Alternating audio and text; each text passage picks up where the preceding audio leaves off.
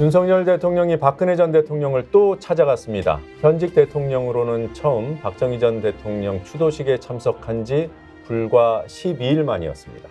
박근혜 전 대통령은 잔디를 정리했다, 윤 대통령이 좋아하는 감과 배, 홍차 등을 준비했다고 했습니다. 또 윤 대통령은 둘이 남매 같다는 소리를 듣는다고 말했습니다. 이런 시시콜콜한 내용까지 전한 언론은 대통령의 통합행보라고 의미 부여까지 해줍니다. 자, 통합행보 맞는지요? TK 지역 친박 인사들의 출마 가능성에 몸이 달아서 달려간 건 아닐까? 그래서 오늘 이 질문을 던져봅니다. 통합행보인가? 사전선거운동인가? 요즘 정가의 뜨거운 관심사인 이준석 신당, 이준석 본인에게 직접 들어보는 시간도 갖겠습니다. 스픽스가 마련한 여의도 정복 프로젝트 디톡스, 오늘도 박지원 전 국정원장, 또 이준석 전 국민의힘 대표와 함께합니다. 어서 오세요. 안녕하세요. 네. 네. 우리 이준석 대표는 안녕하신 것 같아요. 그렇게 보입니까? 얼굴이 확 폈잖아요.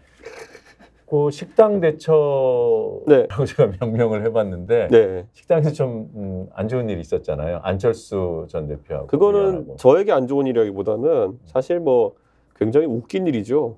그러니까 뭐냐면은 제가 여의도에 그 금수복국이라고 되게 많이 가는 복국집이 있어요. 예. 근데 거기에 방이 3개거든요. 근데 입구에서부터 방이 하나 둘 셋인데 제 가운데 방에 있었어요. 그런데 안철수 의원이 제가 먼저 앉아있고 안철수 의원이 그 앞방에 온 거예요. 네. 한 20분 동안 제 욕만 하더라고요. 그냥 앞에서 앞방에서. 그리고 또 이게 그러니까 제 목소리는 못 알아듣고 그쪽 목소리 제가 알아들었다는 거는 엄청 시끄럽게 한 거거든요. 그래서 저도 같이 기자들이랑 왔는데 대화가 안 되는 거예요. 시끄러워가지고. 예. 그래서 제가 아유 안철수 씨 좀 밥 좀 먹읍시다 이랬어요. 네. 그러니까 고함을 쳤다는 그 언론의 보도가 딱 요 정도 사이즈예요. 옆에 방이니까. 그런데 왜 안철수 씨라 그랬냐면요. 요즘 저분이 저 제명운동하고 이런다고 해서 저한테 직함도 안 붙이고 부른 지가 한 1년 됐어요. 이준석 이렇게 계속 부른 데가 돼서 저는 C라고 붙여가지고 해줬는데 네. 이게 되게 웃긴 게 처음엔 전지 몰랐던 것 같아요. 네. 그런데 이제 뒤에 저희 당에 서범수 의원이 있었어요. 예. 뒷방에. 서범수 의원은 자기한테 얘기한 줄 알고 뒤에서 또 소리가 들리는 거예요. 그 너머로. 대표님 여기 안철수 없는데요? 이러는 거예요. 네. 그랬더니 제가 그래서 아니요 앞방에 있어요. 이렇게 네. 거기까지가 대화의 끝인데 문제는 이게 보통 이제 해프닝이잖아요. 네. 근데 그날 이제 이걸 기사화하기로 맘먹었다는 거예요. 그래서 나는 이걸 왜 안철수 대표 쪽에 기사하고 싶어 하지? 왜냐면은 상식적으로 생각하면 자기가 이제 20분 동안 남 뒷담화하다가 그게 걸려서 이제 제가 좀 그만 좀 합시다 이랬는데 민망해져야 되는 건데 이걸 그러니까 딱 그 보수 언론가 처음에 기획했겠죠. 싸가지 프레임 한번 해보자. 예. 근데 본질은 제 뒷담화하다가 걸린 거예요. 그러니까 지금 들어보면 뭐 4차례 정도 고함을 쳤다는 거는 전혀 아닙니다. 한 번 안철수 씨 뭐 밥 좀 먹읍시다. 밥 좀 먹읍시다. 이게 이제 안철수 의원을 향한 거고 네. 나머지는 다른 동료 의원하고 아니요, 동료는 다른 방에 있었어. 뒷방에. 다른 방에 있던 의원하고 또 그러니까 이 칸막이 너머로 서로 대화를 했으니까 고함처럼 들렸겠지만 고함이 아니죠. 고함 그러니까 이게 사람들이 그 음식점 구조를 보면요. 이게 간이 칸막이로 방 3개가 나눠져 있는 구조예요. 그러니까 네. 칸막이 너머로 얘기한 거죠. 알겠습니다. 아무리 간이 칸막이어도 예. 되게 잘 웅성웅성하고 안 들려요. 네. 그런데 그렇게 안철수 의원이 노골적으로 했다고 하면 그건 조금 문제가 있는 거고 잘못 불렀어요. 네. 안철수 박사 그러고 불러야 반칙이지. 닥터 안. 닥터 예. 금수복집. 네. 그래서 복국. 가게는 가끔 복국인데. 가십니까? 그 전에 가봤죠. 지금 들어오면 국민의힘 사람들만 가는 데가 아니요. 훨씬 거기가 그 다 정치권 사람들 네, 다 되게 가요. 자주 가요. 그래서 원래 저도 거기서 민주당 의원님들이랑 우리 당 의원들 인사 많이 하거든요. 근데 그러니까 제가 그냥 굳이 얘기하자면 엄청 시끄러웠어요. 네, 그래가지고 우리가 어떻게 그러니까 됐든 네. 우리가 정치인들이 되게 좋아하죠. 예. 이제 디톡스 오늘 순서 본격적으로 이어가 보겠습니다. 오늘 2가지 주제 가지고 토론할 예정입니다. 대통령의 TK 행보, 박근혜 전 대통령 만남, 과연 통합 행보인가 아니면 선거운동 차원인가? 그리고 조금 전에 만나보셨습니다만 이준석 전 대표, 지금 이준석 신당이 정가의 뜨거운 이슈입니다. 네, 이준석 본인으로부터 신당에 대해서 들어보는 시간 가져보도록 하겠습니다. 먼저 첫 번째 주제 영상 확인하고 오겠습니다.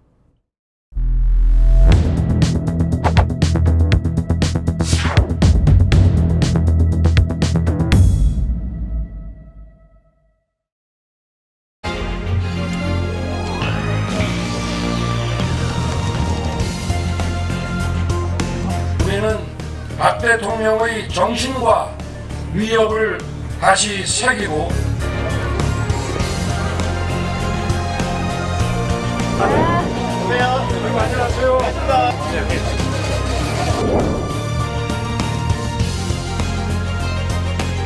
대구에 오니 힘이 납니다.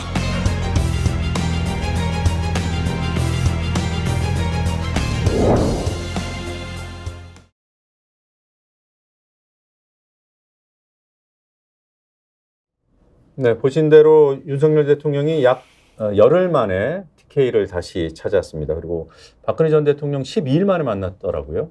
일정이 좀 쏠려 있는 것 같은데 어떻습니까? 선거운동 열심히 하시는 거예요. 아, 그래요? 결론을 미리 내버리시면 할 얘기가 없어요. 그렇죠. 아니 그런데 윤석열 대통령이 얼마나 급했던지 12일 만에 다시 대구를 가서 박근혜 대통령 사저로 저렇게 가셔가지고 우리를 온누이 갖다 한다. 예. 그러니까 박근혜 대통령이 하하. 이런 모습은 제가 볼 때는 윤석열 대통령이 MB 시즌2로 시작하더니 네. 시즌3는 박정희 시대로 시작한다. 저는 그렇게 느꼈어요. 네. 어떻게 보셨습니까? 그러니까 대통령의 고민이 시작되는 겁니다. 이제 선거를 앞두고 대통령이 어떤 모습을 보여주냐가 중요한데 대통령이 가장 행복할 때는 어디를 갔을 때 자연 집객이 되는 곳이 제일 좋습니다. 그래서 보통은 서문시장을 가죠. 예. 네, 서문시장을 보통 대구에 가면은 원래 사람이 많아요. 대통령 보러 온 게 아니라. 갔는데 대통령 왔네 이렇게 한 번씩 보이는 게 되는 겁니다. 근데 최근에 대통령 행보를 보면은 웬만한 수도권 행보나 이런 것들은 집객이 안 돼요, 지금. 그러니까 공개 행사를 잘 못 하시는 거죠. 그러니까 지금 계속 갈 수 있는 데가 대구의 시장들밖에 못 가는 거거든요. 저는 이거는 대통령은 자각하고 계시지 못할 수도 있어요. 얘네가 자꾸 왜 나를 해외에 보내지? 얘네가 왜 자꾸 나를 무슨 자유총연맹 행사 같은 데 축사시키지? 이번에도 뭐 바르게 살기 운동 같은 데 내가 왜 축사를 해야 되지? 이런 것을 기존 관행에 따라서 만약 정치 오래 하신 분이면요. 야, 대통령이 내가 맨날 해외 다니고 무슨 바르게 살기 무슨 자유총연맹 이런 데나 축사하고 있어야 돼? 이런 생각 해야 되는 거거든요. 자각이 안 되는 거예요.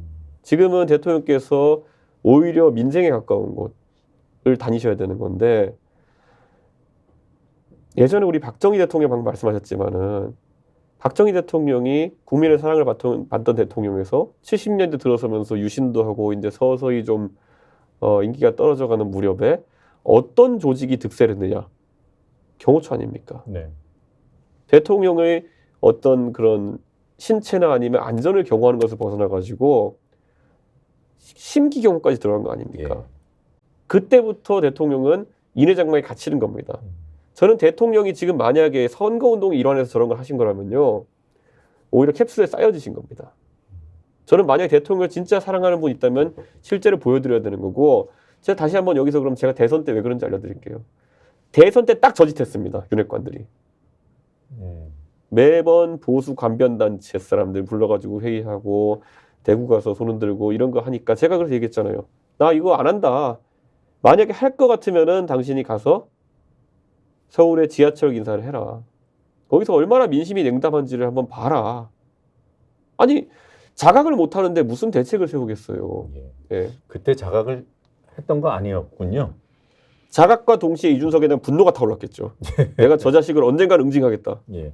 지금 집객이라는 표현이 귀에 쏙 들어왔는데 11월 1일 며칠 전에 그 서울의 한 카페 본인이 정치를 하기로 결심했다던 카페에서 시민들을 만났어요. 거기서 국민과 대화를 했죠. 예. 그때 뭐 비상경제 민생회의를 거기서 열었는데 거기 참석했던 분들 일부가 택시기사라는 분은 뭐 부산 선대위원장 하셨던 분이고 또 소상공인으로 참석하셨던 분 두 분은 또 매출이 100억 이상인 중소기업 사장으로 확인이 되고 정말로 이렇게 서민들을 못 만나는 지경에까지 온 건가요? 뭐 대통령이 일부러 했겠어요만은 대통령실에서 진짜 서민을 만나게 하면은 터져버릴 것 같으니까 예. 사전에 조정을 해가지고 그런 분들을 만나게 했겠죠. 이 대표 말씀대로 capsule 안에 그냥 그렇죠. 씌워버린 가둬버린 거예요. 당연히 그런 거죠. 지금 대통령의 귀를 멀게 하는 거죠. 그러니까 그런 거 우리가 강서 보궐선거도 보면요. 강서 보궐선거에 이름 있는 정치인들이 나가는 순간 시민들이 이제 이름 있는 정치인을 욕할 수 있는 자유가 있다는 거 알아요. 예. 그렇기 때문에 뭐 이렇게 안철수 의원이 그때 마이크 잡고 뭐 진경원 후보는 어쩌고 저쩌고 이렇게 뭐 이 사람 때문에 어쨌고 비판하니까 시민이 지나가다가 아 지금 여기 그런 분위기 아닌데 당신 왜 그러냐는 걸 하기여가지고 서로 그래서 뭐 하고 자빠졌죠 설전 벌인 거 아닙니까? 예, 지랄하고 자빠졌네라고 했죠. 예, 자빠졌죠입니다. 아, 예. 예, 요즘 안철수 의원이 계속 손해배상 같은 거 물리고 다녀가지고 아, 예, 예. 그래서 조심하셔야 정정해 돼요. 주셔서 고맙습니다. 예, 그런데 어쨌든 그거를 본다 하더라도 지금 아까 말했잖아요. 이런 일정은요 민심보다 경우가 우선이지 않은 이상, 그러니까 심기 경우까지 포함해서 나올 수 없는 일정이에요. 계속 해외를 돌리잖아요. 전 이해가 안 가는데 이번에도 발표됐는데 이번에요 11월 말에 3개의 해외 일정을 잡아놨습니다. 아, 런던만 그 영국만 가는 게 아닌가요? 이것저것 파리도 가시고요 지금 3개를 연달아 잡아놨어요. 저는 이건 심각하다. 그리고 제가 단도직입 말하면요 어제 칠성시장 가신다는 거 대통령의 동선은 사전에 노출되면 위험합니다. 예. 그런데 이미 지지자 단톡방에 그 전부터 돌고 있었어요. 대통령님 칠성시장 가십니다. 모두 와서 응원해 주십시오. 네, 그런 일이 자꾸 반복되네요. 대통령의 그 동선은 사전에 하면은 처벌받거든요. 네. 그렇기 때문에 네. 어떠한 경우에도 그건 밝히지 않는 게 세계적인 관례예요. 예. 어떤 대통령이나 세계 어떤 대통령이나 그러는데 그러한 것들이 사전에 계속 노출되고 있다고 하는 것은 그만큼 이 정권이 가고 있는 거 아니에요? 아, 가고 그리고 있다는 얘기는 잘못돼 가고 있다 이거죠. 끝나고 있다. 저는 네. 사실상 나는 시체말로 맛이 가고 있다고 하죠. 맛이 갔죠. 레임더 현상이 나타나고 있다. 저는 그렇게 봐요. 저는 그래서 대통령이 제가 경향신문에 칼럼 기고 하면서 두려움이라는 얘기를 제가 썼거든요. 대통령은 누가 뭐래도 어쩌면 한 당의 대통령이기도 하지만은 국민의 대통령입니다. 저는 제일 아쉬운 게 대통령이 지금 굉장히 위축되어 가고 계세요. 그런데 이제 두려움이라는 게 자리하고 나니까 오히려 말은 세지고 예. 말은 세지고 내가 행사할 수 있는 권력은 더 강하게 행사하려고 그러고 결국에는 지금 국민들 앞에 나서는 것 자체를 계속 취임 이후부터 줄어드는 게 도어 스태핑 한다고 자신 있게 얘기하셨다가 질문 이제 몇 개 답 못할 것 같으니까 벽을 쳐버리고 도어 스태핑 안 하시고 그 다음부터는 뭐 외부 행사라는 걸 우리가 보지 못하고 있어요. 예, 계속 보는 거는 해외 아니면은 관변단체 이렇게 하는 거고 지금도 저는 이제 이해가 안 가는 것이 경제 행보나 이런 것들도 할 만하거든요. 산업 현장이라는 곳에 방문하고 하는데 비상경제 대책회의 이런 걸 가도 그냥 자기들끼리 앉아서 테이블에서 그냥 한 번씩 모두 발언하는 거 정도밖에 안 나와요. 예. 저는 아까 박정희 대통령에 대한 말씀하셨으면은 박정희 대통령이 잘 나가실 때 그리고 나중에 위축되실 때 그 박정희 대통령이 국민들에게 사랑받던 지점 이런 걸 다 같이 보셔야지 박정희 정신을 생각하실 수 있는 건데 네. 지금 좀 이상합니다. 약간 그 바르게 운동 전국 회의인가 뭐 네. 그게 이제 대구에서 화살역. 있었고 네. 예. 거기 가서 연설을 했어요. 축사를 했어요. 예, 예. 그러니까 뭐 많은 사람들이 모여 있고 뭐 박수를 받으니까 힘이 난다고 하더라고요. 전국에서 다 와요. 예. 화살역 회의는. 그런데 그, 대구에 예. 오면은 힘이 난다. 예. 이건 좀 그런데- 찾아보니까 네. 그 단체 그 행사에 참석했던 대통령이 최근에는 없어요. 1999년도에 김대중 전 당시 대통령이 참석한 이후로 처음입니다. 그러니까 저는 이걸 또 지적하고 싶은 게 어제 대구에 있던 뭐 언론이 연락이 왔어요 저한테. 그래서 이 대표 오늘 행사 봤는데 좀 이상해 그러는 거예요. 그래서 아니 뭐가요 그랬더니만은 사실 대통령이 오시는 게 이상한 게 첫 번째요. 그리고 보통 대통령이 오는 행사에는 웬만하면은 국가 행사가 아니면 당 대표는 안 오는 게 관례다. 그냥 대통령이 주 객인 상황이니까 대통령이 빛나야 되니까 어차피 뭐 당 대표가 같이 갈 이유가 없다. 당 대표는 그 시기에 다른 데 가가지고 이 접점을 분산시켜 봤는데 어제 배치가 어떻게 했냐면요. 대통령 앉으시고 그 왼쪽에 홍준표 시장 앉으시고 그 다음에 김기현 대표가 앉아 있더라고요. 저는 이거 자체가 지금 의미가 있다. 이것의 유일한 의미는 대통령실에서 김기현 대표한테 꼭 와주세요 했을 리는 없어요. 김기현 대표가 무슨 수를 써서라도 가고 싶었을 거예요. 아, 그건 김기현 대표가 지금 자기 지위가 흔들리고 있다고 인지하는 것이다. 어떻게든 대통령을 한번 봐야겠다. 저도 옛날에 문재인 대통령 행사하시는 거 보면은 송 대표님이 안 오시는 경우 많았어요. 송영길 대표님이. 왜냐면 그거는 예의거든요. 어떻게 보면은. 뭐 국가 행사는 같이 와야 되는 건 오지만은 대통령이 주객인데 거기 가서 당대표가 앉아가지고 같은 데 겹칠 필요가 없거든요. 좀 이상해 보이는데 진짜로? 아니 김기현 대표가 좀 잘 보이려고 그렇게 보이면 그냥 봐두지 뭘 그걸 지적할 필요 뭐 있어요. 그리고 거기 또 얼마나 급하면 그러겠어요. 또 웃긴 게 그러면 의전서열은요. 예, 대구시장은 한참 아래예요. 그렇죠. 차관급이에요. 그러면 당대표는 의전서열 6위 이럴 텐데 6위 7위 이럴 텐데 순서가 아까 말씀드렸잖아요. 윤석열 대통령, 대구시장, 그다음에 여당 대표. 예, 그게 아마 대구에서 행사를 네. 하니까 대구시장 예우를 해줬고 네. 지금 오늘 인요한 위원장 대구시장 만났잖아요. 대구시장 만났잖아요. 예. 잘 당하잖아요. 그러니까 좀 미리 선무하려고 했으니까. 보통은 그렇게 만약 상황이 되잖아요. 그럼 보통은 자리에 배치할 때 좌우를 앉힙니다. 시장과 그렇죠. 예. 네, 이렇게 대표를 대통령님께서 물론 이제 바르게 살기 행사니까 바르게 살기 회장에 배치되어 있기 때문에 그랬겠지만은 하여튼 우리가 가끔 보면 북한의 이 사진 찍은 거 보면은 예? 이거 또 탑스파이 계시니까 제가 또 아는 척하기 그렇지만은 아니 마찬가지. 그 분석 잘하신 사회주의 분 국가는 예, 네. 어디 앉았냐 하는 거 갖고 예. 야 제가 숙청됐다 막 이러잖아요. 주석단의 배치가 그 권력 서열을 그대로 하니까 그런 건 기막히게 보시죠. 그렇죠. 척하는 척 이렇게. 말씀을 듣고 저도 이제 그 방송 준비하면서 예, 예. 그 사진을 봤어요. 영상도 보고 예, 예. 대통령하고 그 홍준표 시장이 뭐 서로 대화를 하더라고 귓속말도 하고 예, 예. 김기현 대표가 그 자리에 앉아서 그 역할을 하고 싶지 않았을까?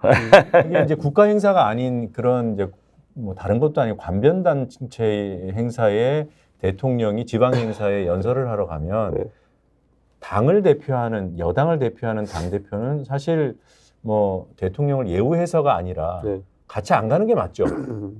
근데 굳이 갔고 그러면 이제 아니, 이 대표 얘기대로 너무 김기현 대표를 초라하게 만들지 말자고요. 아니 좀 그렇게 하고 날려가는데 좀 잘 아니, 보여서 정확하게 하려고 하는데 정확하게 그건 뭐 분석을 해야 될 것 같습니다. 저희 분석할 필요가 없어요. 한마디 하러 갔는데 자리 아니, 배치도 못 받았다. 오히려 탑스파 입장에서 제일 잘 분석하시는 분이 이렇게 말씀하시니까 아니 제가. 아니 진짜 그냥 넘어갈까요? 그렇잖아요. 넘어가지 뭐. 네, 알겠습니다. 넘어가시죠. 예. 네. TK에서 그러니까 대구 경북 지역에서 출마하려는 친박 인사들 네. 뭐 여럿 거론되고 있습니다. 최경환 전 네. 부총리, 뭐 우병우 전 수석 등등이 거론되니까 대통령이 박근혜 전 대통령을 만나러 간 거 아닌가? 뭐 여론을 잡기 위한 것인지 아니면은 그분들을 좀 마음을 돌리려는 것인지 뭐 의도는 모르겠습니다만 그러니까 관련이 없을까요? 그러니까 대통령께서 사실 최경환 부총리도 수사해가지고 팀 반칙으로 넣은 거 아닙니까? 그렇죠. 최경환 부총리가 뭐 특활비 같은 거 이렇게 문제 때문에 이제 옥고를 치르신 건데 최경환 부총리가 개인적인 재력도 충분한 분이고 그 특활비를 개인적인 용도로 착복했다 보는 사람 많지 않아요.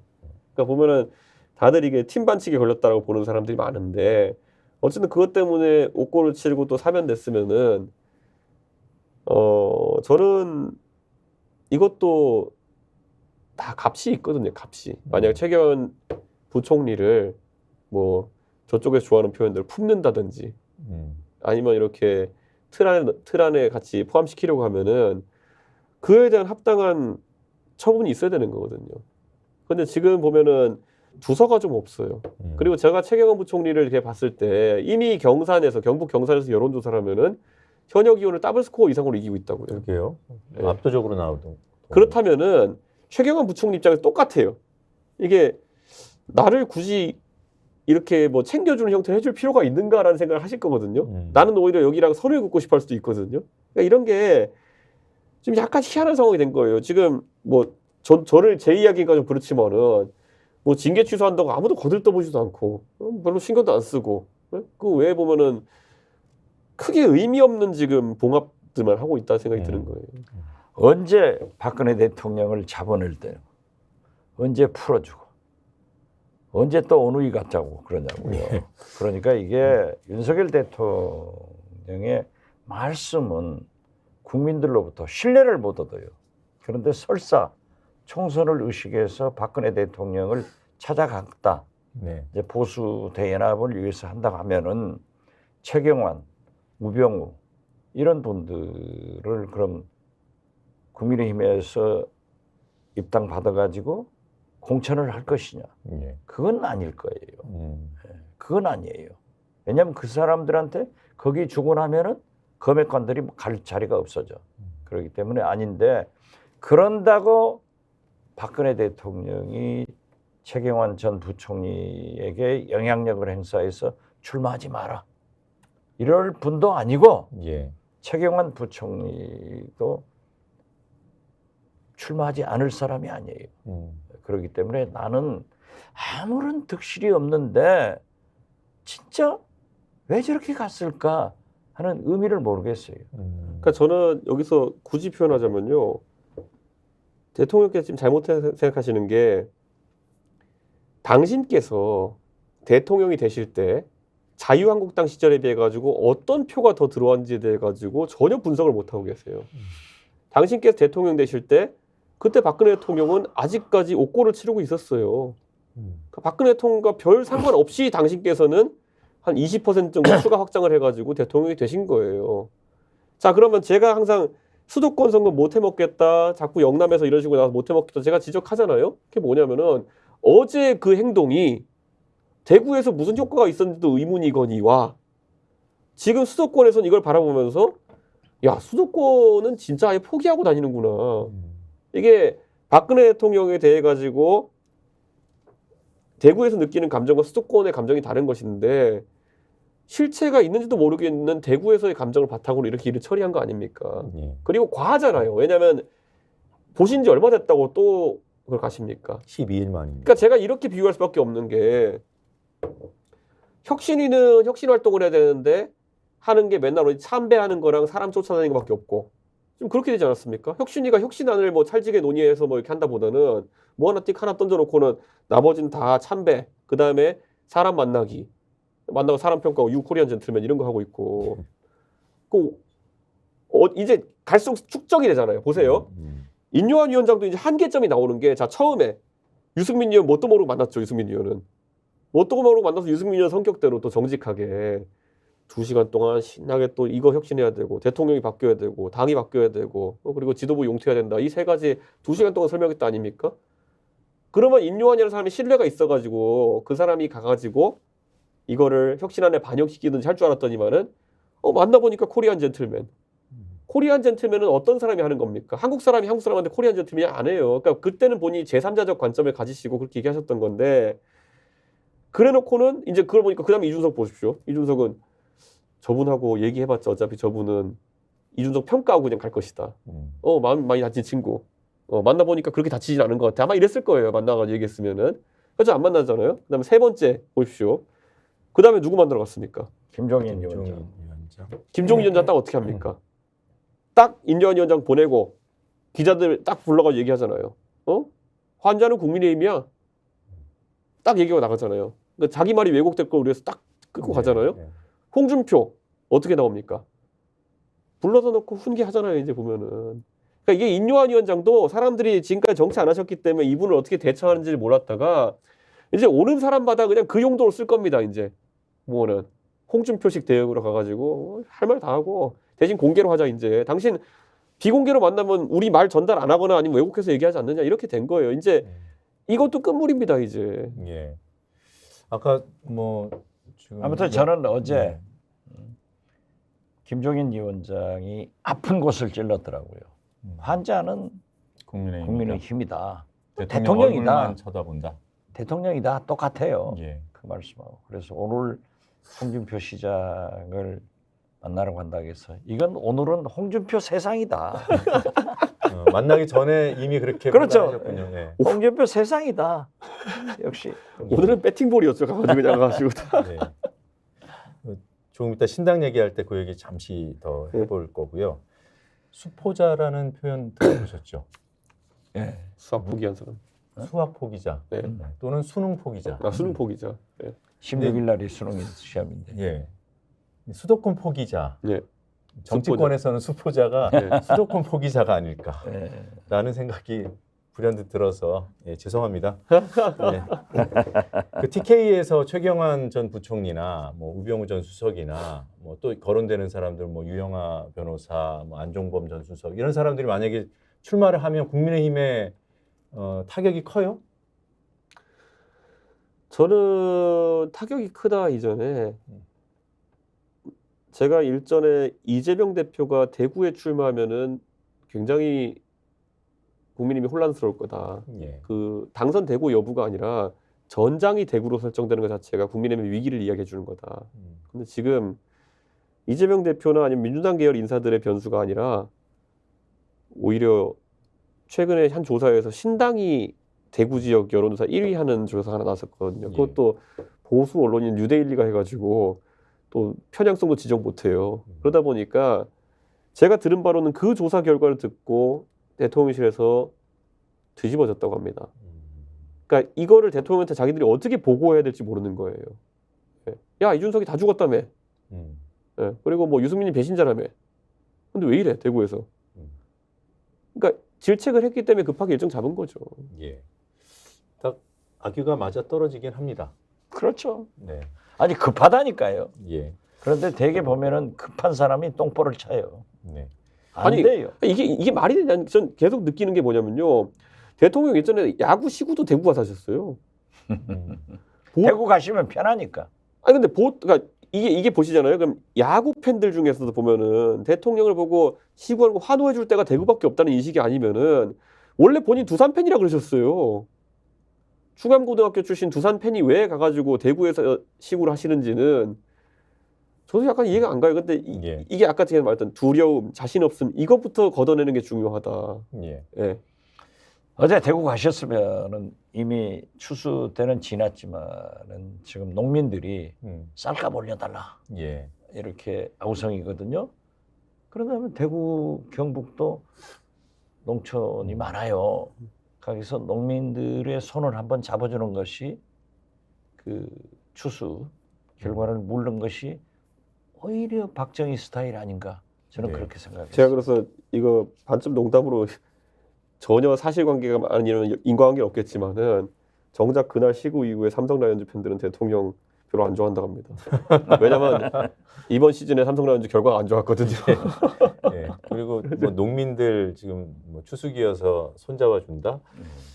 양국관리법 거부하신 분이잖아요. 아니 글쎄 그러니까 가더라도 아니 거부했더라도 그러한 설명도 하고 소통도 하고 농민들의 애환도 한번 들어보고 대통령이 좀 아우러주는 것이 있어야지. 아, 딱 자기 편한 데만 가면은 그게 대통령 아니죠. 예. 이 대표 지적한 대로 좀 두려움이 있고 자신감이 떨어지지 않았나? 그런 생각이 갈수록 좀 강해지는 것 같아요. 그게 이제 레임덕 현상이 이제 누가 뭐라 하지 않더라도 저는 왔다고 봐요. 자, 이제 신당 얘기로 넘어가야 될 것 같습니다. 또 바로 물어볼까요? 아니에요. 주제 영상을 잠깐 보고 예. 자, 곧 이어서 이준석 신당에 대한 얘기 이어가겠습니다. 주제 영상 확인하겠습니다.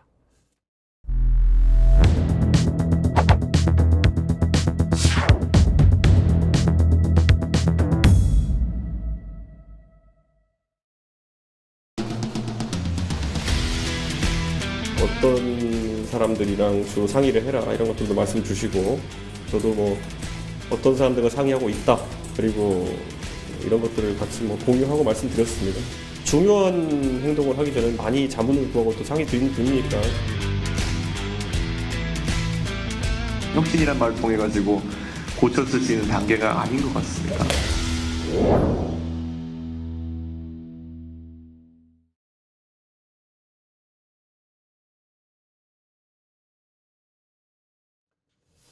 네, 혁신을 통해서도 고쳤을 수 있는 단계는 지났다. 국민의힘에 대한 이준석 전 대표의 진단입니다. 근데 언론 보도를 보니까 금요 연석회의라는 그런 모임이 거론이 돼요. 이준석 전 대표하고 곧 만날 것이다. 주중에 뭐 전부 다 만난다 이런 보도까지 나왔던데요. 저는 뭐 그 조직을 알지도 못하고요. 아, 거기서 그래요? 무슨 의도로 그렇게 흘리는지 모르겠으나 저는 김종인 위원장의 소개로 금태섭 의원 정도를 한번 만나볼래 해가지고 뭐 그러지요라고 한 거밖에 없습니다. 아, 그래요. 이상민 의원 만나셨다면? 그건 제가 누구 만났는지는 어느 누구도 확인해드리지 않고 있습니다. 언론에 나왔던데. 근데 이제 그거는 이상민 의원님이 그렇게 말씀하셨기 때문에 뭐 그분이 어떤 의도로 밝히시는지 모르겠지만은 적어도 제가 상당히 많은 분들과 대화를 하고 있고 현재 당 소속이 있으신 분들 같은 경우에는 제가 절대 확인 안 해드리고 있습니다. 예. 왜냐하면 그게 내부적으로 그분들 곤란하게 할 수도 있고 하기 때문에 뭐 이상민 의원님은 뭐 본인이 하셨으니까 어쩔 수 없는 거지만은 그래서 조심스럽게 좀 그런 거 금요 연석회의 아시죠? 그 모임. 글쎄 언론 보도를 보니까 이상민 의원 등 네. 금태섭, 김태섭, 양양자, 정태근, 네. 그리고 조성주, 양양자, 예. 조성주, 예. 예. 정의당 전 정책위의장이었던 음. 그래픽으로 구성을 한번 보죠. 느슨한 모임체고요. 그 중에는 뭐 최근에 합류한 사람도 있고 조금 일찍 모여서 이른바 제3지대의 정치 세력화를 논의해온 사람들. 네, 오선 의원인 이상민 민주당 의원, 비명계 의원, 또 초선 금태섭 전 의원, 또 양양자 현재 초선 의원이고요. 조성주 정의당 출신이고 세 번째 권력 공동위원장인데 조성주 이제 저 위원장이 저 단체를 그러니까 세 번째 권력이라는 단체를 류호정 또 장혜영 정의당 의원들하고 지금 같이 하고 있고요. 또 정택은 국민의힘 전 의원. 자, 이런 정태근 전 의원은 구청장 선거 실패하고 네. 금태섭 의원하고 함께했지 않았나요? 네. 금태섭, 정택은, 조성주 이 세 분이 계속 뭐 이러저러한 논의를 해온 것으로 알고 있는데 이 대표님, 네. 저분들 중에서 금태섭 전 의원은 뭐 만날 수 있다 이 정도. 제가 들은 유일한 이름이 금태섭 의원입니다. 아, 네. 만나실 겁니까? 저는 뭐 이번 주 중으로 만나보는 게 어떻겠냐는 김종인 위원장 말씀 때문에 저는 뭐 만나볼 계획입니다. 다른 분들은요? 다섯 분? 전혀 제가 무슨 어떤 제안이나 뭐 나오신다는 얘기도 못 들었고. 만나는 날 다섯 명 다 나오는 거 아니에요? 금태섭 전 의원 만나는 날? 김종인 위원장이 만나라고 하면 다 만나. 뭐 그런 건 아니고요. 그런 제가 건 아니죠. 근데 뭐 요즘 저는 제가 모르고 있던 분들이 갑자기 나타나는 그런 상황들이 많아가지고 예. 이게 뭐 사실 원래 웬만하면은 진지하게 대하고 싶어 하시는 분들은 미리 얘기를 좀 구하고 오는데 뭐 인요한 위원장부터 해서 갑자기 나타나가지고 이러신 분들이 있어가지고 당황스럽긴 합니다. 예, 지금 금요 연석회의 네. 모임을 구성하고 있는 사람들 가운데는 금태섭 전 의원과만 만날 의향이 있다. 이 정도로 확인을 해보고요. 이상민 의원은 이미 만났다. 네, 그럼 본인이 그렇게 확인을 했고. 아니 본인도 저는 확인 안 해줄 겁니다. 만났다고 했잖아. 저는 확인 안 해줄 거예요. 아니, 뭐 그게 뭐 그렇게 중요. 오케이. 어떻게 됐든 네. 5분 중에서 2분은 뭐 만날 예정이고 네. 나머지 3분도 만나겠죠 뭐. 만날 것을 저는 추천하십니까? 아니 내가 추천할 권한은 없고 만날 것 같다 그렇게 생각해요. 만나게 될 것 같다. 네. 그러면 그 신당의 방향이 중요할 텐데 네. 지금 이준석 전 대표께서 구상하고 있는 신당의 방향이 소위 말하는 이 중간지대의 제3지대, 뭐 중도 정도 이 정도로 생각하고 있습니까? 솔직히 요즘 보수가 뭔지 모르겠고 진보가 뭔지 잘 모르겠어요. 그러니까 최근에 보면 여당이 이제 던지는 정책들 중에 뭐 소위 말하는 공매도 금지 이런 것도 항상 우리가 어디 창고에 넣어놓고 있는 정책이긴 하지만은 보통 민주당이 이걸 던지자 그러고 그리고 국민의힘 같은 경우에는 국제 기준에 맞춰가지고 유지하자라고 하는 입장이거든요. 근데 이걸 툭 던져놓고 하루 오르고 하루 내리고 이런 거 하는 이유를 잘 모르겠어가지고 국민의힘이 진짜 보수 스펙트럼대로 움직이고 있느냐 이것도 헷갈리고 그러면 저는 제가 만약에 새로운 정당을 한다 하더라도 제가 이런 말을 했어요. 스펙트럼이 어디까지냐 그래서 정의당까지도 갈 수 있다. 단 그 정의당은 지금의 정의당이 아니라 노회찬의 정의당이다. 과거에 노회찬 의원이 의정 활동하시면서 뭐 삼성 엑스파 이런 것도 하셨지만은 가장 인상적인 지점이었던 건 뭐냐면 정의당의 지향을 6411번 버스를 타는 그런 노동자들의 삶에 맞추겠다라고 하신 거라든지 아니면은 저는 의정 활동 중에 가장 인상 깊었던 게 신문지 깔고 바닥에 누워가지고 수용자의 인권을 얘기하셨어요. 근데 인권이란 건 보편적이고 아무리 우리 사회에서 범죄자나 수용자에 대한 인식이 나쁘다고 하더라도 그들의 인권마저도 살펴볼 필요가 있다고 하는 주장은 그분이 보수요소도 아니고 진보요소도 아니고 그냥 그 자체로 저는 의미 있는 주제라고 봤거든요. 저는 그런 주제에 논의할 의사가 있습니다. 예. 그런데 저는 그래서 그런 걸 하고 싶은 거지 뭐 가가지고 진보의 아젠다, 보수의 아젠다 이런 걸 나눠가지고 하고 싶지는 않습니다. 그거는 제가 보수당의 당대표까지 해봤는데 이거로 사회 문제 해결하기 너무 힘들다는 걸 깨달았어요. 저는. 예, 저는 그래서 지금도 항상 생각하는 게 신당뿐만 아니라 보수 정당인 국민의힘에도 노동 환경 인권을 생각하는 사람이 있어야 되고 그리고 민주당에도 충분히 한미동맹의 중요성이라든지 예. 아니면 경제적 자유에 대한 중요성을 알고 있는 사람들이 많아졌으면 좋겠어요. 예, 저는 그게 제 꿈입니다. 저는. 스펙트럼이 넓은 게 좋아요. 예. 그렇기 때문에 김대중 대통령의 햇볕 정책도 튼튼한 안보, 네. 한미 동맹, 한미일 공조까지는 지금 윤석열 대통령의 대북 정책하고 안보 관한 거 똑같아요. 문제는 김대중 대통령은 중국과 러시아의 협력 속에서 한반도에서 전쟁을 억제하자 하는데 윤석열 대통령은 중국과 러시아를 적대시하는 이런 차이가 있기 때문에 좀 폭넓게 가져가는 것이 저는 좋다 그런 생각을 갖습니다. 유승민 전 의원은 전 대표는 상수입니까 변수입니까? 저는 유승민 의원을 너무 잘 알기 때문에 대화할 필요도 없습니다. 그래서 어제 모 언론 나가서 얘기했는데요. 그냥 유승민 의원이 저랑 바른미래당 할 때 제가 항상 마음에 걸렸던 거는 아마 원장님도 좀 기억하실 텐데 그때 이제 저희가 하고 싶었던 개혁 보수 신당이어서 바른정당을 했던 것이고 그게 이제 바른미래당으로 세를 합치면서 그 가치를 최대한 유지하고 싶었는데 그래서 처음에 저희가 정강 정책에 합의할 때 합리적 보수와 성찰적 진보의 결합이다라고 하는 것들 아니면은 뭐 중도의 결합이다 이런 거 하는 것 같고 노선 투쟁이 너무 심했어요. 그래서 제가 이제 이번에 이런 표현 아니 정의당에 있었던 인물도 노회찬의 정의당에 가까운 아젠다들을 들고 온다면은 나는 가능하다라고 하는 게 저는 넓게 가져갈 거예요. 근데 만약 유승민 의원이 이번에 만약에 좁게 가져간다면은 답답함을 느끼겠죠. 그 정도 차이에 이제 우리가 생각하는 건 비슷한데 어느 정도 넓어질 수 있는 생각의 차이 정도. 예. 그리고 또 이 분야가 아니라 다른 분야는 또 유승민 의원도 넓어요. 유승민 의원도 굉장히 스펙트럼 넓은 분인데 이게 일치하지 않는 지점은 있어요, 약간. 그래서 저는 그런 부분에 대해 가지고 조율을 해야 될 거다 만약 같이 할 거면. 만약에 같이 할 거면 조율이 필요하다. 근데 생각은 너무 잘 안다. 근데 조금 달라요 두 분이. 네. 네. 그러니까 이런 거죠. 옛날에 제가 지난번에도 한번 소개했지만은 그때 탄핵 이후에 대선에서 그 안철수 유승민 토론할 때 뭐 갖고 싸웠습니까 갑자기. 안철수 후보 옛날에 한 거 보니까 나중에 대통령 되면은 박지원 의원 같은 사람을 평양 대사로 보내겠다고 했는데 그게 됩니까? 이런 식으로 물은 거 아닙니까? 그러니까 박지원 원장은 또 싫어하시는 거예요. 제가 봤을 때는. 아니, 그러니까 인간적으로는 어떤지 몰라도 어떤 정치적 생각이 안 맞으시는 거예요. 그러니까 그런 것들이 유승민 의원이 몇 개 지점이 있거든요.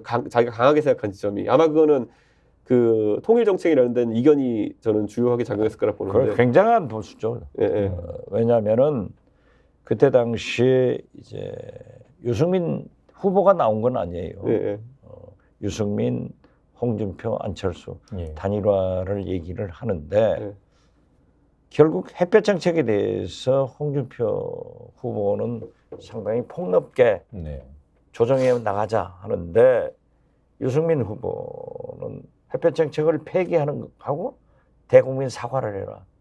이렇게 해서 우리는 절대 할 수 없다라고 네. 했는데 지금 그 후로도 저는 유승민 의원을 굉장히 그 방송 등 언론 공개적으로 굉장히 참 훌륭한 분이다. 예. 내가 볼 때는 좋은 분이다. 능력이 있다라고 얘기를 했더니 한번 만나자요. 네. 만나자더니 선배님 그렇게 밖에서 좋게 평가하지 마시고 들어와서 저 좀 도와주십시오. 그래서 우리는 정체성이 안 맞는다. 그 햇볕 정책 다시 물어보시죠. 그래서. 지금 더 강할 거예요. 그래서 저는 이런 생각이 들어요. 우리가 이제 햇볕 정책도 마찬가지로 김대중 대통령이 시작하신 이후로 여러 버전이 있었어요.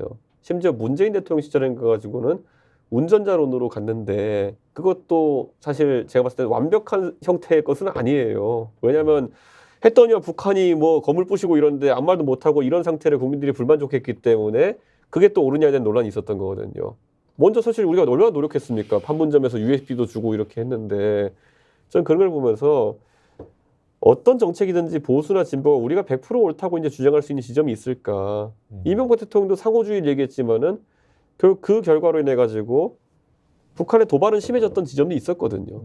그래서 우리가 안타깝게 생각하는 천안함 폭침 이게 우리 잘못은 아니지만은 어쨌든 북한이 도발하는 상황이 발생하게 된 것이고 그다음 박근혜 정부 시절에는 또 통일은 대박 이런 것도 했는데 북한은 또 목함질의 도발이나 이런 걸 하기도 하고요. 저는 통일 정책 같은 경우에는 우리가 의견 갖고 싸울 수 있지만은 햇볕 정책도 그렇고 상호주의도 그렇고 대부분 북한이 역으로 지트리는 경우가 많거든요. 근데 싸움은 우리끼리 하는 경우가 되게 많은 것 같아가지고 저는 안타깝습니다. 그거는.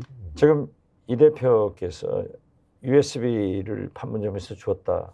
혹시 오해를 할까 봐서 시청자들이 제가 잠깐 설명을 하자면은 저도 당시는 야당이었어요. 네. 그래서 그 USB 내용을 보면은 그 아나운서가 설명을 해주는 거예요.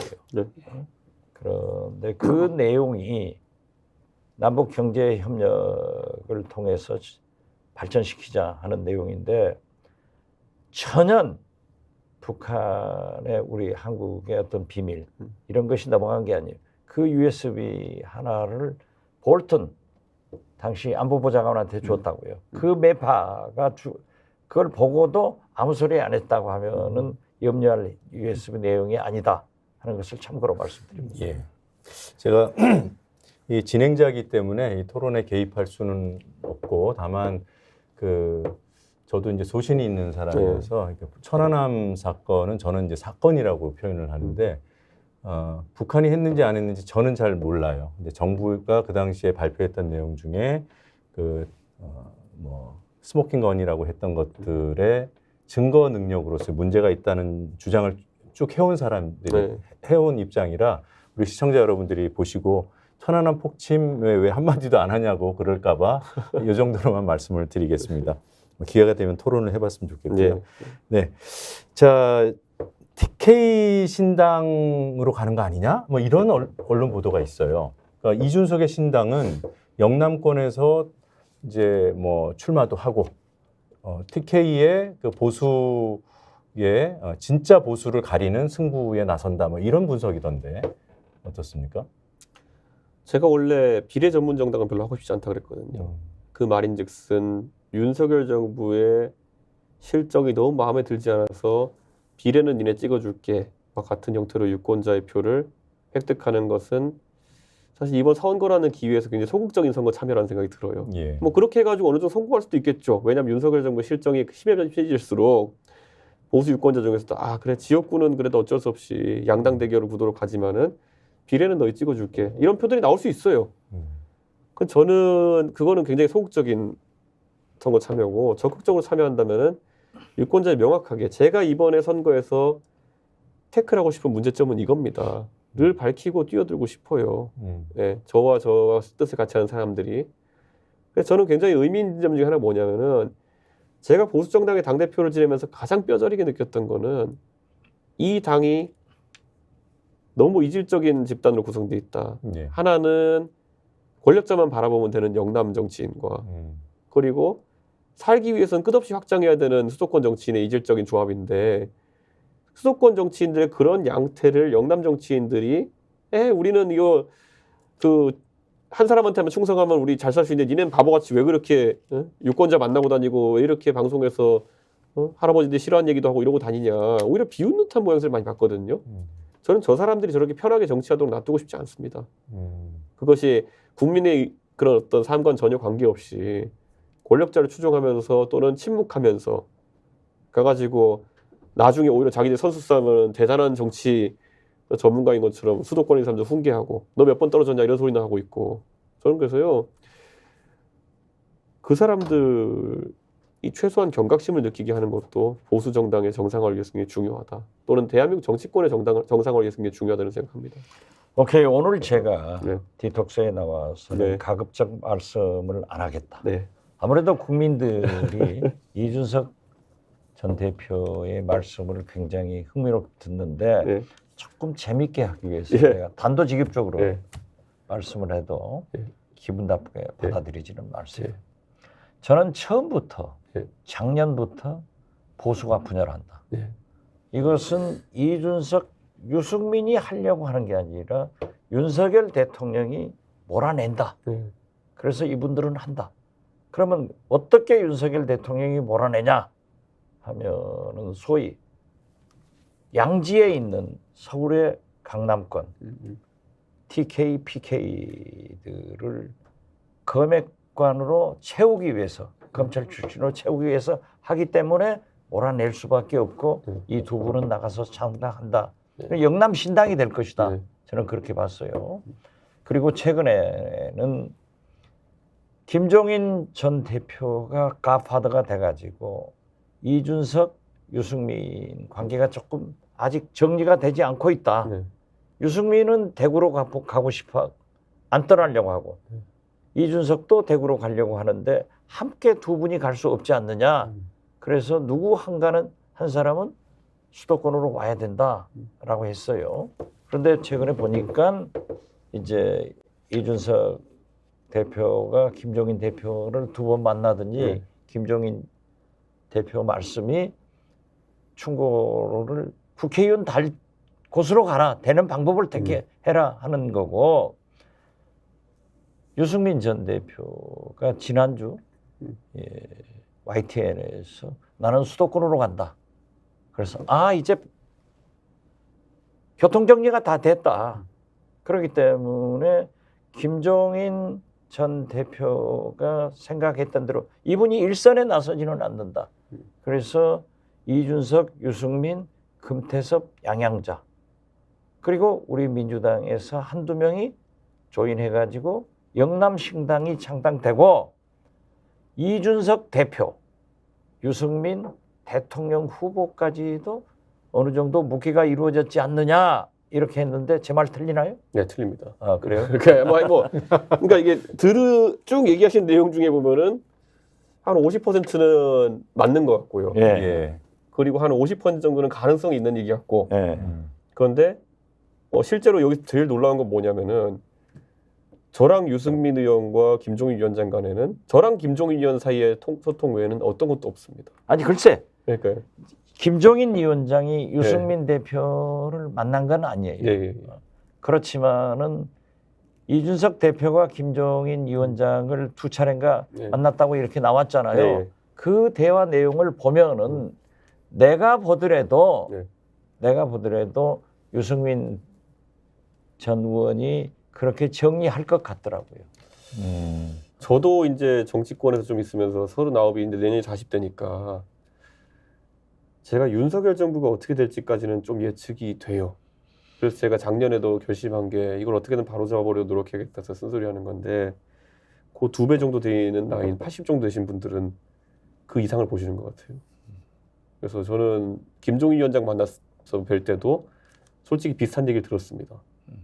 근데 지금 또 다른 또 현자를 뵌 것 같은데 이게 보이나요, 다 그렇게?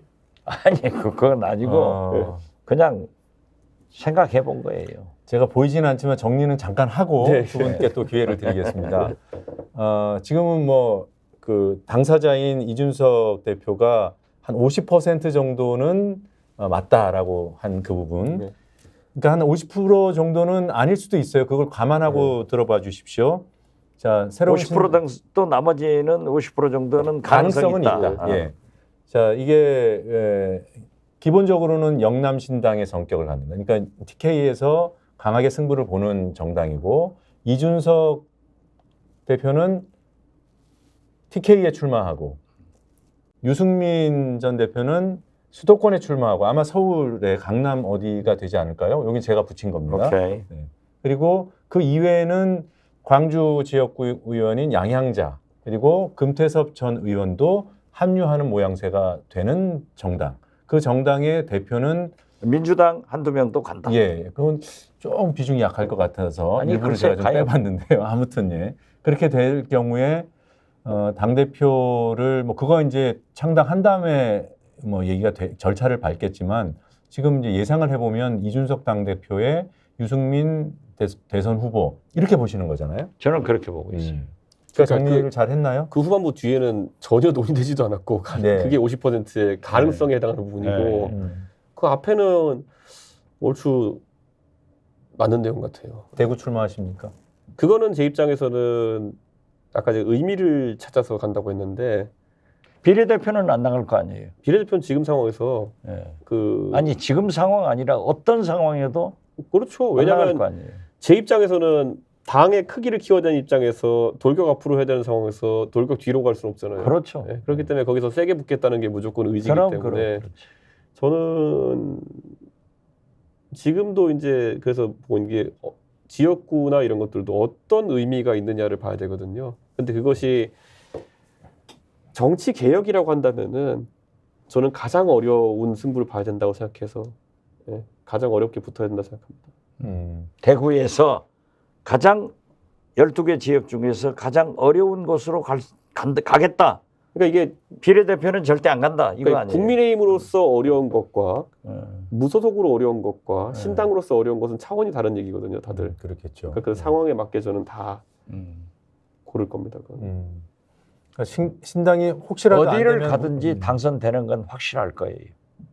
제가 볼 때는. 이거는 듣기 좋은 예언인데 아니요. 이게 보이십니까? 아니요. 그건 그래요. 예. 왜냐하면은 이 TK가 네. 대통령을 쭉 배치를 해왔는데 네. 지금 홍준표 네. 그 다음 세대가 없어요. 그렇기 때문에 이준석 대표에 대해서 기대가 있을 거예요. 이게 완도에 앉아가지고 TK를 보고 계시니 이게 참 진짜 대남 완도 진도 저는 그래요. 저도 분명하게 얘기하는 거예요. 몰두바이 어쩌고 하더라도 네. 나는 스마트보이다. 네. 나처럼 열심히 1년 반간 농사를 지은 사람은 없다. 그러니까 이게 지금 국정원장 네. 윤석열 대통령한테 잘려가지고 네. 나는 계속 농사를 지었다. 그리고 호남 정치 복원을 위해서 나는 목포에 가려고 했지만은 네. 목포에 우리 김대중 대통령 아드님이 나온다고 그래서 내가 비서실장이 어떻게 싸울 수는 없지 않냐. 그렇기 때문에 내 고향으로 갔다. 그거밖에 없어요. 탑스파이가 아니라 개인적으로 뭐 위성 하나 갖고 계신 거 아닙니까? 거의 전국을 위성 정찰하고 계신 것 같은데 제가 보니까. 대구 12개 지역구 가운데 제일 어려운 곳, 뭐 그렇게 들리기도 합니다만 저는 전국의 이제 여러 지역들, 특히나 뭐 네. 수도권 아니면은 뭐 TK 아니겠냐 이런 전망들이 나오는 가운데 그 중에서 가장 어려운 대구를 선택해서 정면 돌파하겠다 이런 의미로도 들리거든요. 그렇죠. 그렇기 때문에. 근데 이제 네. 신당이라는 게 스펙트럼이 어디 정해질지 모르기 때문에 예를 들어 신당의 스펙트럼이 넓어지고 또 신당의 지지율이나 이런 거에 따라 가지고 만약에 신당이 대구 경북 지역에 상당한 지지율을 얻어가지고 아니면 또 부산 경남 지역까지 상당한 지지율을 얻어가지고 제가 출마하는 것이 또 그렇게 센 도전이 아니다. 그러면은 제 항상 꿈은 뭐냐면은 보수의 이념이 왜 아니면은 이런 생각이 왜 영남 지역에 머물러야 되느냐. 그러면 제 입장에서는 해남 완도 진도 바로 옆에 갈 수 있는 거예요. 탑스파이와 붙는 건 안 합니까? 그거는 제가 두렵고요. 저분의 실력을 보니까 두렵고. 아니야. 그러니까 제가 이 말씀 드리니 뭐냐면요. 선거의 의미라는 거는 저는 이렇게 생각해요. 저도 지금 선거가 5개월까지 남았기 때문에 이러다 갑자기 윤석열 대통령께서 깨달음을 얻으셔가지고 그건 절대 깨달지 않아요. 혹시나. 네, 혹시도 없어요.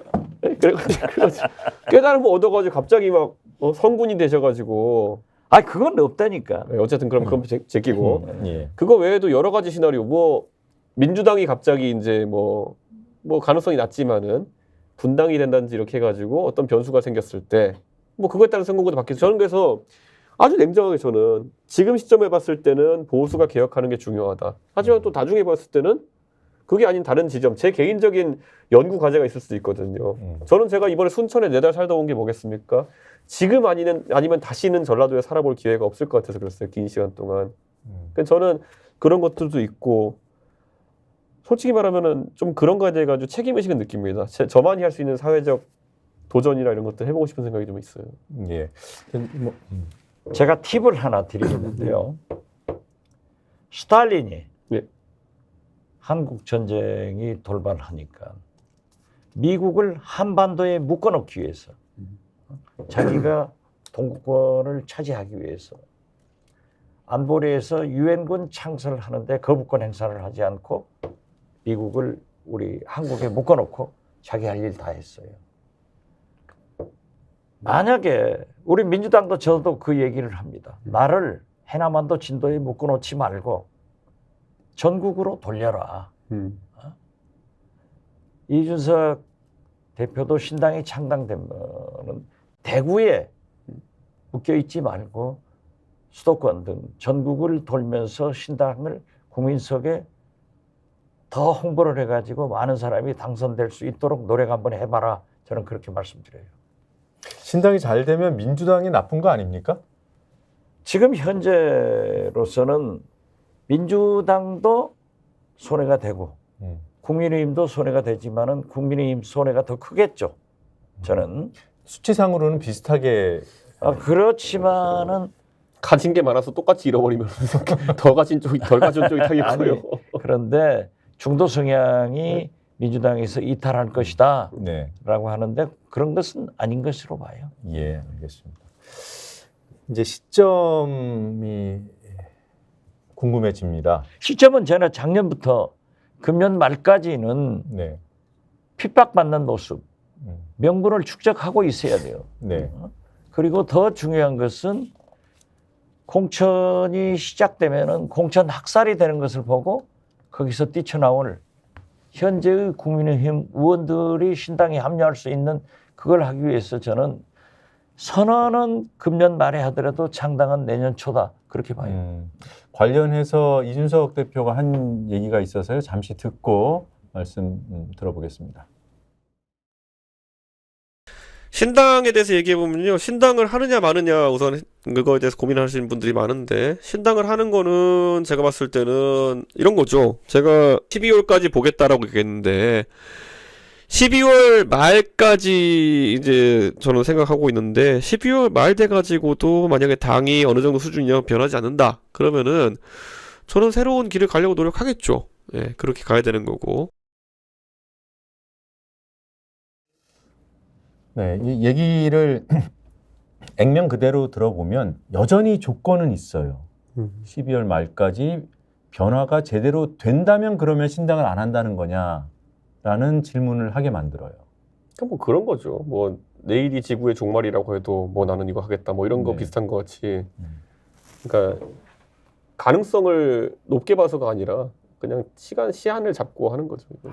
그게 아니라니까요. 명분 축적하는 네, 거예요. 저는 진행자니까. 저 분이랑 방송 더 하면 안 될 것 같아요. 이제 이게 좀 자꾸 미래를 얘기하시니까 또 오해하시는 분들은 제가 지령받고 움직인 줄 알 것 같아요. 나중에 보면 모든 게 박지원 원장 말대로 되더라. 뭐 이렇게 되면 저는 이준석 대표를 하도 좋게 평가를 다 해서 하니까 나보다 이준석 대표 신당으로 간다고 지금 난리예요. 예. 공천 뭐 제가 해남한도 진도에 그렇게 되는 겁니까 지금? 절대 안 갑니다. 아니 뭐 그 홍준표 대구시장도 아예 쐐기를 박았잖아요. 네. 뭐 혁신 이런 조건 없이 네. 뭐 그렇게 조리돌림을 당했는데 네. 이제 와서 뭐 안 나간다고 하면은 뭐라고 했더라? 뭐 진짜 배알도 없다. 네. 그렇게 표현했어요. 그 얘기는 나가라는 얘기인지 뭐 나간다는 전망인지 모르겠어요. 보이는 거죠 나가는 거. 저한테는 그렇게 한 배알도 없다는 거 본인이 며칠 전에 과하지옥이라는 말을 쓰셨어요. 가랑이 사이를 기어가는 치욕. 이걸 이제 홍준표 시장이 얘기했죠. 근데 지금 국민의힘에서 나오는 얘기가 장제원, 김기현, 권성동, 이른바 JKK 이 사람들은 윤핵관 3명만 꼽아봐 하면 이 사람 또는 뭐 이철규 정도 네. 이렇게 꼽지 않겠습니까? 이런 사람들이 정말로 불출마를 한다면 인요한 위원장이 얘기했잖아요. 예. 윤석열 대통령을 사랑하는 사람들이 불출마 선언을 해야 된다. 네. 그러면 국민의힘에서 제일 사랑하는 사람이 누구예요? 그분들밖에. 그러니까 그분들이 진짜로 불출마 선언을 하면 일반 여론은 특히나 이제 보수 지지 여론은 그럼 이 정도면 혁신 아닌가? 뭐 내려놓는 거 아니야? 이렇게 평가할 여지가 있지 않을까? 그것은요. 그래서 내가 인요한 위원장이 산뜻하게 하지만은 분란이 올지 정치 발전이 될지는 두고 보자 했는데 혁신위원회라고 하는 것은 각 정당이 다 그래요. 호랑이 그린다고 해가지고 고양이 그리고 실천은 쥐꼬리로 된단 말이에요. 네. 인요한 위원장이 내 질러대는 것은 애들식으로 잘하고 있는 거예요. 지금. 박수 받는 거예요. 언론 조명 다 받아요. 그렇지만 그것은 김기현 지도부에서 의결을 해야 되고 네. 김기현 집행부에서 집행을 해야 되고 인요한 위원장의 활동 기한은 금년 말까지예요. 네. 공천은 내년 1, 2월이에요. 네. 3월까지 이루어져요.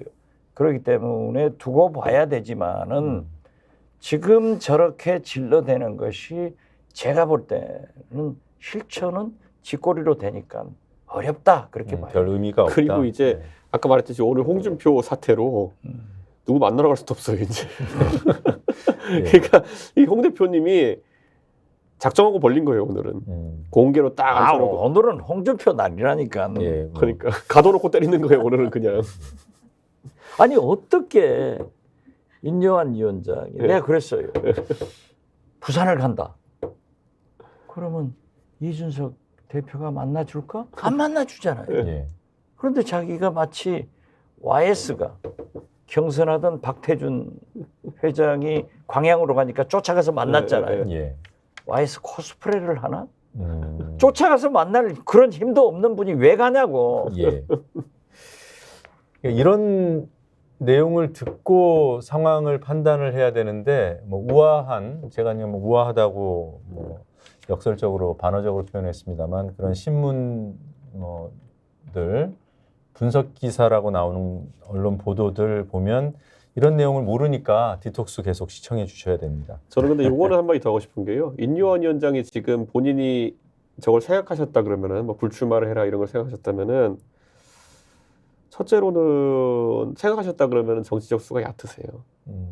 두 번째로는 저걸 다른 사람이 기획했다 그러면은 그게 윤핵관 수준이에요. 제가 이 말씀 왜 드리냐면요. 지금 윤석열 대통령의 정치적 위기라고 하는 거는 수도권에 아주 심각한 위기가 있어요. 6대3으로 깨집니다. 지금 웬만한 조사들에서 긍정 부정이. 자 그러면은 이 상황을 타개하기 위해 가지고는 지방식으로 접근하면 안 돼요. 지방은 예를 들어 변수들이 살아 있거든요. 예. 대구에 공항을 짓느니 뭐 부산에 가덕도를 하고 뭐 엑스포를 유치하니 이런 이슈들이 먹혀요. 근데 수도권에 있는 사람들은 정치에 대한 접근이 좀 달라요. 그냥 윤석열 대통령의 통치 방식과 윤핵관들이 거기서 오늘 얘기했죠. 듣보잡들이 설치는 방식, 홍준표 대표식 표현이라면은 그게 마음에 안 드는 거예요. 그럼 이거를 읽어야 10% 20% 확 올리는 전술이 있지 않으면은 수도권은 극복 못 하거든요. 그럼 이게 뭐냐면요. YS가 집권했을 때 많은 사람들이 저건 3당 합당을 통해 가지고 YS 집권했기 때문에 한동안 민정계나 아니면 이런 곳들이 그래도 정치적 권력 유지하겠구나. 예. 했는데 오자마자 YS가 한 게 뭡니까? 대대적 숙청이잖아요. 그리고 JP하고도 같이 못하겠다. 그리고 거기 더해가지고 물론 그게 잘 됐는지 안 됐는지 모르지만은 우리 역사상 평가받을 만한 하나의 숙청을 했잖아요. 근데 지금 인요한 위원장의 방식을 하나회를 숙청한 것을 비유하자면요. 저기 죄송한데 하나회 분들 제발 나라를 위해서 옷 벗으시면 안 돼요?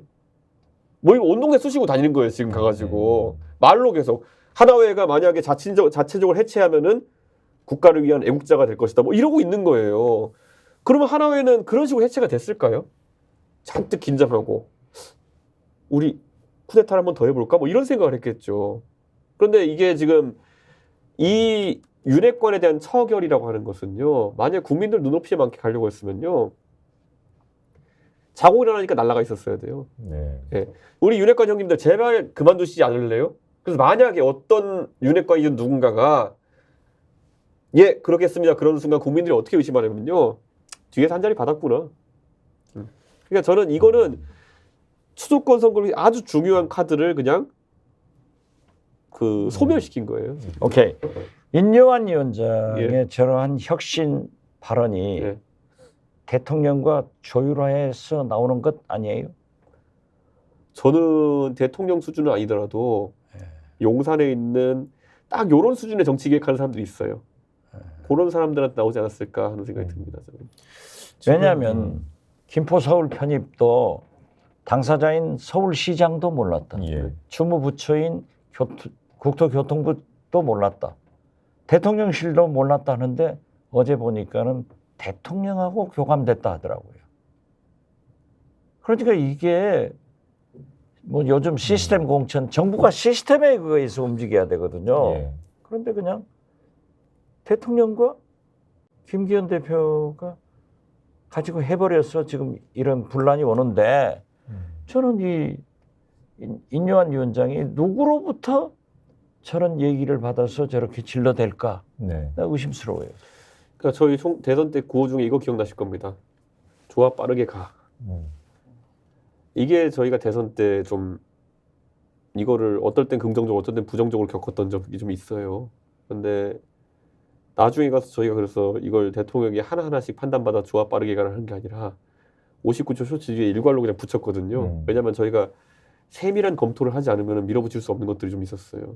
네. 그래가지고 저는 지금도 이거 제 생각에는 대통령이 들으신 일로부터 나올 때까지 긴 시간이 걸리지 않았을 겁니다. 지금 왜냐하면 다급하시거든요.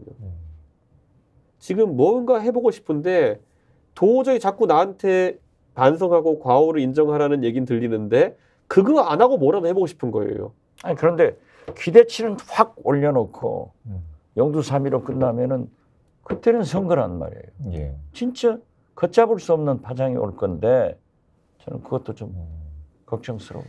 내가 걱정할 일은 아니지. 그 소위 말하는 윤핵관들 뭐 불출마 압박, 뭐 권고, 뭐 이런 게 나오고 그게 지금 이 대표 말씀대로면은 그런 거는 진짜 한 방에 탁 쳐서 자고 일어났더니 상황이 변화해야 되는데 마치 타협하는 것처럼 그러면 뭐 뒤로 한 자리 받는 거 아니야? 그런 말씀하셨잖아요. 근데 실제로 장제원 의원은 부산시장으로 가고 또 뭐 권선동, 김기현 두 분은 뭐 입각하고 이런 얘기들이 벌써 나와요. 그러니까 이거 장제원 부산시장 썰은 제가 그냥 우서 넘기는 게 부산시장은 당원이 뽑는 게 아니라 시민이 뽑는 거예요. 예. 장제원 의원이 지금 이거 뽑힐 수 있는 상태인지는 잘 모르겠고요. 저는 이 얘기는 드리고 싶은 게 진짜 이렇게 한 2-3명 정도가 움직이잖아요. 그러면 다른 의원들은 초반발 상태가 됩니다. 아까 제가 말했던 뻔히 보이는 거거든요. 저 둘이 내 정치 생명을 끌어내는 것에 순순히 동의했다?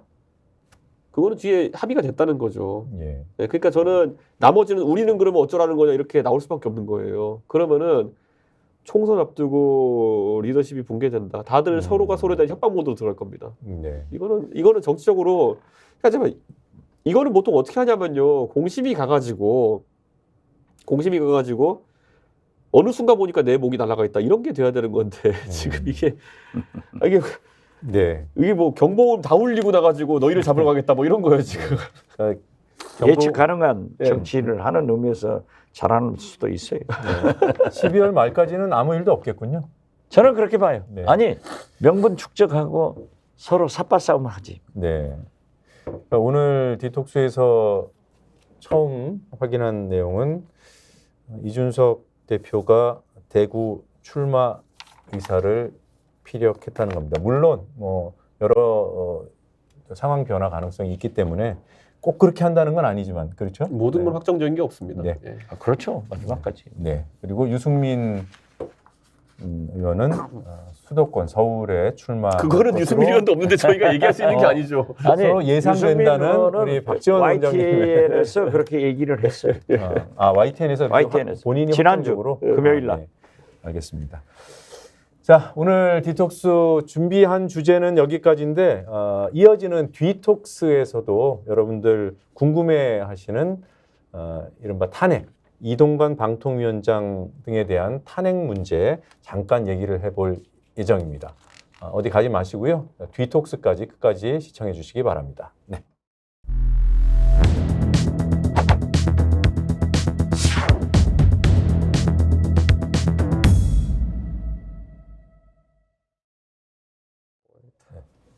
원장님. 순서대로 하죠. 지난주 이 간식을 한 접시 마련했더니 두 분 너무 맛있게 드셔서 오늘도 준비를 해봤습니다.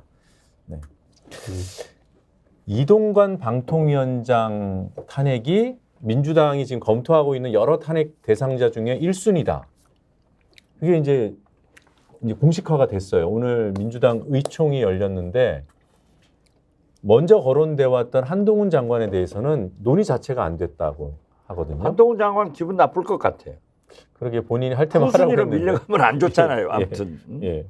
그리고 무슨 사건이 나면은 저놈을 쫓다가 더 나쁜 놈 있으면 그놈 잡잖아요. 예. 그러니까 한동훈 탄핵보다는 민주주의를 위해서 언론 자유를 수호시키기 위해서 이동관 탄핵을 결정해야 된다. 저는 그렇게 봐요. 어떻게 보십니까? 탄핵하면 뭐 역풍이 불 것이다 이런 전망들도 언론을 통해서 좀 나오고 그러던데. 제가 민주당의 의원은 아닌데 모 당직자와 방송 많이 나오는 당직자와 한번 얘기를 한 적이 있었는데 한동훈 장관을 보면서 자기들은 기대가 있다는 거예요. 이게 한 일주일 정도 된 얘기인데 뭐가 그렇게 기대된다 그랬지만은 요즘 뭐 사형 제도에 대해서 관련 발언이나 아니면 준비가 늘어나는 걸 보고 장관 퇴임하시기 전에 화끈하게 사형 집행 한번 또 이런 거 한번 해주시는 거 아닌가. 근데 이게 진짜 약간 걱정되는 게요. 저는 그 우리가 EU나 여러 나라의 관계도 있고 해가지고 그런 게 쉽지 않거든요. 사형제 폐지 국가와 우리가 실질적 사형제 폐지 국가인데 여기 사형 집행을 하면은 또 뭐 좋아하실 분들 있겠죠. 강경 보수층 중에서. 뒤집어 말하면 이번에 공매도 사태까지 또 될 거거든요. 또 보면 공매도 화끈하게 한번 해가지고 하루 역대 최대 상승하고 그 다음날 또 쫙 빠지고 이런 것처럼 기분 한번 좋고 많은 것들을 총선 앞두고 계속 던지면 안 되는 거거든요. 근데 그 민주당 당직자 그분이 누군지 모르지만 그 뭐 이게 뭐 한 장관이 한 얘기도 아니고 뭐 어떤 근거가 있는 것도 아니고 한 장관의 스타일상 화끈한 걸 뭘 할 것이다 그러면서 물론 전망은 할 수 있는데 사형제, 그러니까 사형 집행을 예로 들은 거는 부적절한 것 같습니다. 위험하죠. 예. 제가 이렇게 말씀드릴게요. 그러니까 뭐냐면 그런 판단을 했을 때는 이번에 이런 것들처럼 한동훈 장관의 판단은 아니겠죠. 근데 그런 그것에 판단이 있다. 주무부처로서 하는 거 아니냐라는 의심을 하는 건데 왜냐하면은 이게 언론 보도 몇 번 된 적이 있었어요.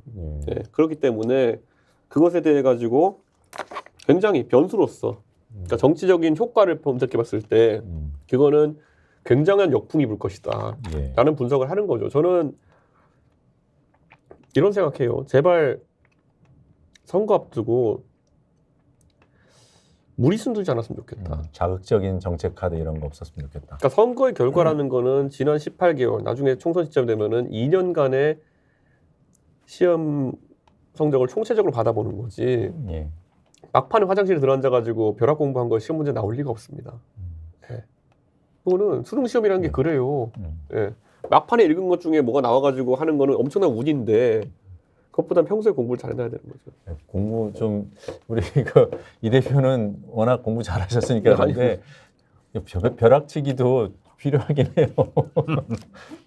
정권이 벼락치기 하겠으면 되겠습니까? 아, 그러면 안 되죠. 사형제는 EU 같은 데는 사형제 폐지를 하지 않으면 해운국을 받아주는데 김영삼 대통령이 12월 24일 퇴임하기 대통령 김대중 당선 후 집행을 하고 집행했죠. 김대중, 노무현, 이명박, 박근혜, 문재인 이 25년간 지금 윤석열 대통령 1년 반 27년간 사형을 집행하지 않음으로써 10년 이상 집행을 안 하면 사실상 사형 폐지 국가로 인정을 해요. 그렇기 때문에 아무리 보수 우익 정권이라고 하더라도 그것은 좀 부담이 될 거다 하는 생각을 갖고 그러한 위험한 얘기를 민주당에서 꺼내는 것은 바람직하지 않다. 예. 저는 그렇게 봐요. 어떻게 됐든 탄핵이 역풍이 분다 하는 것을 민주당이 두려워할 필요 없다 이거죠. 그 원인을 제공한 사람들이 누구예요? 그럼 저는 이동관 위원장에 대해서는 역풍이 별로 없을 것 같은데요. 한동훈 장관에 대해서는 역풍이 좀 있을 수 있다는 생각을 합니다. 왜냐하면 이게 비춰지기에 따라서는 그 구속영장 기각이 있었기 때문에 보복에 대한 보복 같이 또 비춰지고 이런 게 있을 수가 있어요. 오케이. 그래서 저는 쌍탄핵을 해야 된다라고 얘기를 했지만 네. 이준석 대표도 이동관 탄핵은 필요하다라고 예. 하는 것은 굉장히 진전됐기 때문에 저는 그건 역풍이 없을 거라고 하는 얘기입니다. 역풍이 없는 게 중요해요. 그러니까 여론이 저는- 수긍할 수 있다. 아니 지지할 왜냐면 수 저는 있다. 이렇게 생각해요. 둘 다 탄핵하면 기각될 거예요 또. 그러니까 저는 그 탄핵은 결과적으로 법정에서는 결과가 나왔을 때는 민주당이 다소 무리했다라고 생각하겠지만은 그것에 대한 역풍은 민주당이 상대적으로 이동관 위원장에 대해서는 약하게 받을 것이다. 이런 생각인 거죠. 대신 실리적인 효과는 많이 봤죠. 방통위원장이 직무가 정지되니까 지금. 그 위법 요소가 있어야 탄핵하는 거잖아요. 민주당에서는 어떤 부분이 이동관 위원장 문제 있다고 보는 거죠? 아니 지금 MBC 박문진 이사장 이사 예. 기각도 틀려먹었다고 하는 거 아니에요. 해임. 재항고하고 네. 어쩌고 저쩌고 하는 건데 지금 사실 여러 가지가 나타나고 있잖아요. 제가 간단히만 뭐 정리를 한번 해보면 그 권태선 MBC 박문진 이사장 이사장이. 해임시킨 거는 김효재 대행 때예요. 예, 그렇죠. 그리고 이제 그 권태선 이사장 뺀 자리에 임성근 새 이사를 임명하는 것부터가 이동관 방통위원장의 작품이거든요. 근데 지금 뭐 언론 단체나 민주당에서 불법 요소로 가장 제1순위로 꼽는 게 이거더라고요.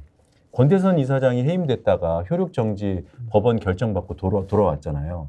근데 다른 이사 한 명을 더 방통위에서 해임을 하는데 그게 이제 이동관 위원장 때 해임시킨 거예요. 그렇죠. 근데 그 해임도 효력 정지로 돌아와요. 그렇죠. 근데 이게 이제 가처분이기 때문에 맞아요. 법원의 공식 최종 판단은 아니기 때문에 다툼이 있을 수 있잖아요. 네. 근데 이제 민주당에서는 권태선 이사장 해임 사유랑 거의 같다. 그걸 무리하게 그러다 보니까 뭐 이사가 뭐 늘었다 줄었다 정원이 초과했다 다시 원복했다. 그래서 3대 6에서 뭐 5대 5까지 갔다가 다시 3대 6으로 이제 복원되는 이 과정에 이 방통위원장으로서 뭐라고 자격이 없다 뭐 이렇게 보는 거 아니겠습니까? 근데 국민들이 봤을 때는 그 공영방송이나 아니면 준공영방송의 이사들을 임기 안 맞추고 계속 해임해대고 이런 거 자체가 저는 어느 정권이든지 바뀌고 나서 이런 일들이 생기면은 옛날 하다못해 정현주 사장 사태 같은 것도 그렇고 그 다음에 정권을 바꿔서 또 그런 일이 일어났어요. KBS에서는. 네. 다 대법원에서 부당하다고 결정. 그래서 사장이 동시에 2명이 되는 사태도 발생하고 얼마나 이게 보기 민망한 상태니까. 언론이라는 것이 관점을 가지고 뭔가를 조금 각자의 색채를 얹어가지고 보도할 수 있는 게 있지만은 정말 성군이 있을 때 언론이 그걸 왜곡하려고 한다 해서 갑자기 폐주로 만들 수는 없는 거예요. 예. 반대로 거의 뭐 이거는 뭐 연산군인데 갑자기 뭐 이거를 성군으로 만들 수 있는 언론도 없어요. 네. 그러니까 저는 그 시간에 좀 정책이나 이런 걸 잘 생각해야 되는데 어떻게 이렇게 그래서 내일 이제 표결 들어가는 게 언론 3법이잖아요. 방송 3법. 네. 예. 동의하십니까? 처리돼야 된다고 보십니까? 그게 아마 처리가 되면 이런 일 없어질 거예요. 저는 이제 아예 전 이런 생각이 듭니다. 이사진에 구성해서 몇 대 몇인 이거 따지지 말고 정치권이 손을 뗐으면 좋겠어요. 네. 이게 맨날 여당 추천 몇 명, 야당 추천 몇 명 이런 것 때문에 각 방송사에 아니면 방송사의 소유주의 이사진 구성에 있어가지고 문제가 되는데 정치권이 언론에 이사들을 임명한다는 것 자체가 편향이라는 생각을 좀 빨리 해야 될 것 같아요. 저는 이거 자꾸 맨날 그 비율이나 이런 거 갖고 싸우고 하는 경우가 많은데 저는 이거 자체를 드러내야 된다 생각합니다. 저는. 예.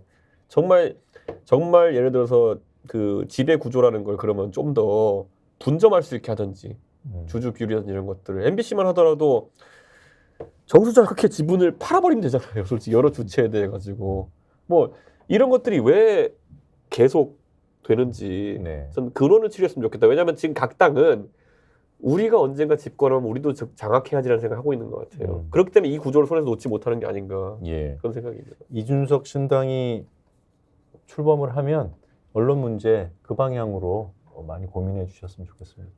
저는 언론 문제, 검찰 문제, 비록 민주당 지지자분들이 생각하는 것 같은 방향은 아닐지 모르겠지만은 제 나름대로의 문제식을 갖고 좀 개혁해야 된다 생각합니다. 이거는. 예, 알겠습니다. 개혁해야죠. 네.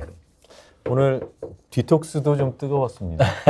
예, 가볍게 말씀 나누려고 네. 했는데 오늘 이제 마무리해야 될 시간입니다. 두 네. 분 일정들이 있어서요. 네. 네, 오늘 디톡스는 여기서 마무리할 텐데 역시 정치 복원을 외치면서 네. 여러분들께 인사드리겠습니다. 정치 보고! 고생하셨습니다. 고맙습니다.